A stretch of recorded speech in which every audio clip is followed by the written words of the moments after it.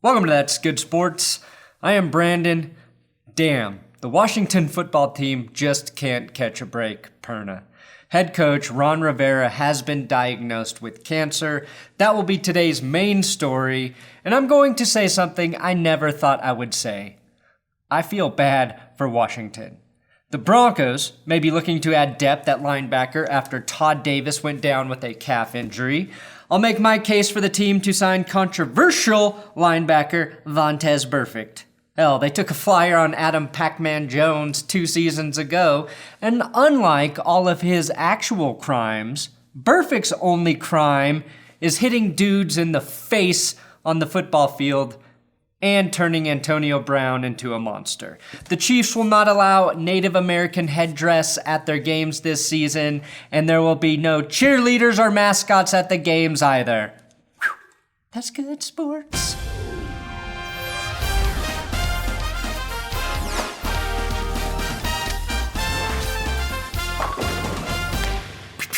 Please subscribe to this YouTube channel. If you're already subbed, do the notification button. Do it. Today's episode is sponsored by manscaped.com/goodsports and the Perfect Package 3.0 kit, which features high-performance boxer briefs. Anytime you can point down to your groin and say, "High performance, baby," do it. The Perfect Package 3.0 comes with the new Lawnmower 3.0, which is a water-resistant body hair trimmer built with skin-safe technology to reduce nicks and cuts down in your penis, balls, pubasic testicles region.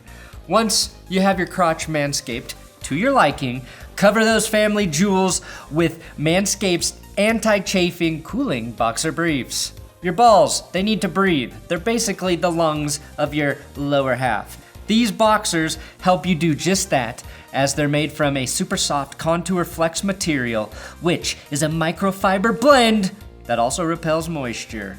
So if you don't want to suffocate your nuts, go to manscaped.com/goodsports with my link in the description to get 2 free gifts now, plus 20% off, and free international shipping.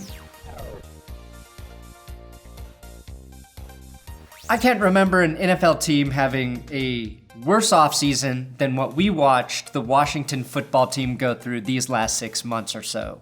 If you're starting the offseason without a head coach because you fired yours back in October, it's because your team is already bad. Then COVID hits and ruins everything for everyone. But Washington was exposed as an absolute joke of an organization that mistreated just about everyone through a scathing Washington Post expose highlighting sexual harassment through the organization. They finally submit to a name change and settle on no name because some saint has been trademarking all of the names the team likes. Wide receiver Cody Latimer was arrested for possibly threatening to kill a man who may have assaulted his son.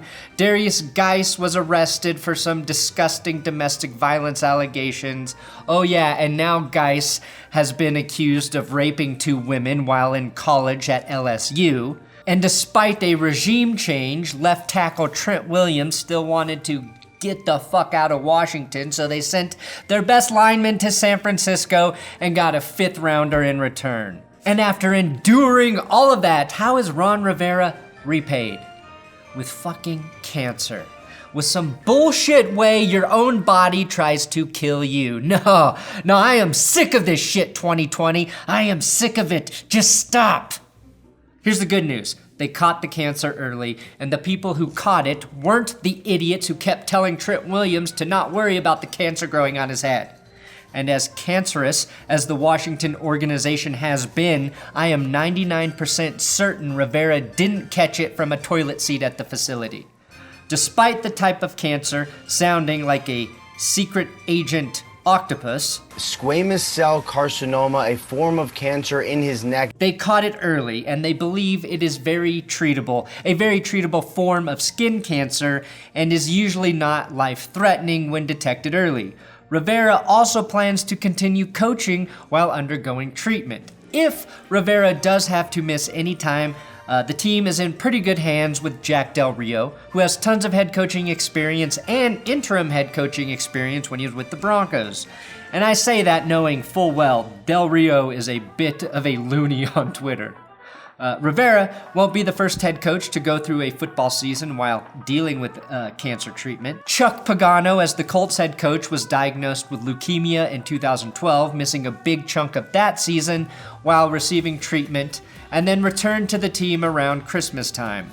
Chuck's charity now, Chuck Strong, has also raised $7.4 million since 2013 to support cancer research. He's a great example of turning some negative shit like cancer into a big positive to help others. And if anyone is going to kick those cancerous mutating cells in the balls, these fucking teams come out because they think they got big balls, and send them downstream, it's Riverboat Ron. You have to challenge these fucking guys. You can't sit there and accept it. You've got to defy them and challenge their asses. That's how you beat these goddamn teams. This is crappy news after Washington finally had two things go right for them with hiring President Jason Wright and the return of Alex Smith.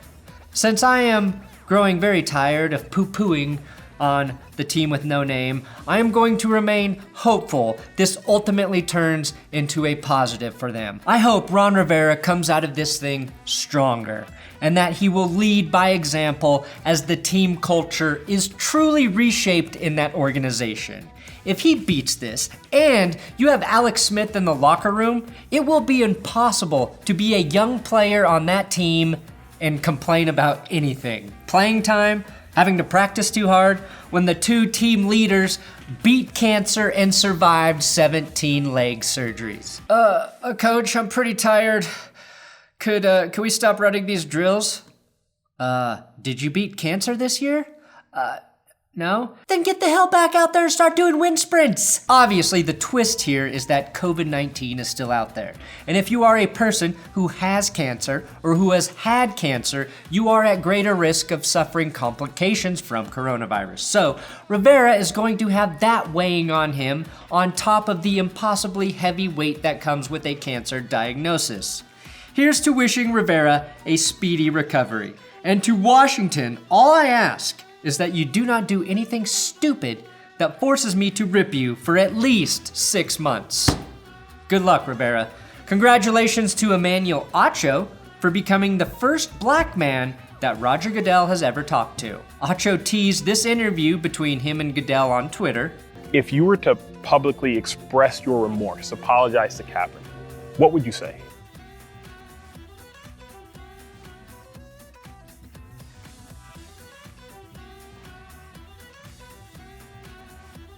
You'll have to be following my social media channels to see this one. And this might be the first time I am actually excited to see what Roger Goodell has to say about anything. I'm excited to see how this conversation plays out, but I'm pretty confident that by the end of it, out of habit, Roger Goodell will say, and that's why I have decided to suspend you for 4 games, Emmanuel. I don't even play in the, you can't suspend, that doesn't work. I will call ESPN and have you suspended, Emmanuel. I suspend things. Mr. Suspender is what they call me. Denver Broncos linebacker Todd Davis went down with another calf injury at training camp. Davis missed all of the preseason in 2019 and the start of the regular season with a partially torn calf muscle last year. Davis should only miss 2 to 3 weeks with this current injury, but I still think Denver should add some insurance in the middle of that defense. Linebacker is probably the position group with the least amount of solid depth for the Broncos. They do have Josie Jewell behind Davis and rookie Justin Stranad, but Davis paired with Alexander Johnson, aka the osteoporosis bus driver, was the duo we Broncos fans were excited to watch. And Davis's production would not be easy to replace if he goes down with another calf strain. So here's what I think the Broncos should do. They have $12 million in cap room, so they do not need to cut Todd Davis like some did suggest before we knew the injury wasn't too serious. Keep him, allow him to properly heal, and use that cap room to sign free agent Vontaze Burfict, who was reinstated by Mr. Suspender Roger Goodell after serving a 12-game suspension last year. Burfict is only 29, and in my humble opinion, the best free agent linebacker available. He was actually playing decently in Oakland before his annual attempt to decapitate someone got him ejected from the Colts game and suspended for the remainder of the season. Think about it. If the Broncos sign Burfict to replace Todd Davis so Todd Davis can fully heal, Burfict will be suspended exactly when Davis is actually ready to return. It makes too much sense. They could also play it safe and sign the hybrid player, Michael Kendricks. Inside linebacker by day, inside trader by night. Michael Kendricks. It was an inside job. That will be his 30 for 30 title. Now, Kendrick served his time for white-collar crime, played most of 2019 in Seattle, and might actually be the only free agent linebacker worth considering. The Kansas City Chiefs have banned Native American headdress and or face paint that depicts Native Americans from entering the stadium this year. As a rule of thumb, I support all sports fans' God-given right to look like idiots or assholes on game day. So I don't support this move. Now, if you're a Chiefs fan and you have questions as to what you can or cannot wear, here's an image. The guy on the left will no longer be allowed into Arrowhead Stadium, but this terrifying version of a troll on the right will. Honestly, it's time for Chiefs fans to evolve and invest in Tommy Bahama stock, and then collectively buy as many Tommy Bahama shirts as possible and all show up to the games dressed like Andy Reid and then get rich from that stock price shooting up, and also be wearing appropriate fan attire for the first time. No, unless of course wearing Hawaiian-themed clothing also becomes offensive. Never mind, Kansas City. Just show up to your games shirtless. Never gets cold there, right? And finally, Tom Pelissero of the NFL Network reported that there will be no cheerleaders nor mascots on the sidelines for any of the games this season. The no cheerleaders make sense. What crowd would they be performing for? Other than that one pervy TV camera guy who lingers on them for just a bit too long? But having a mascot makes too much sense in 2020. There's no safer place to be than inside one of those costumes. They might as well be in a hazmat suit out there. And that gives me an idea.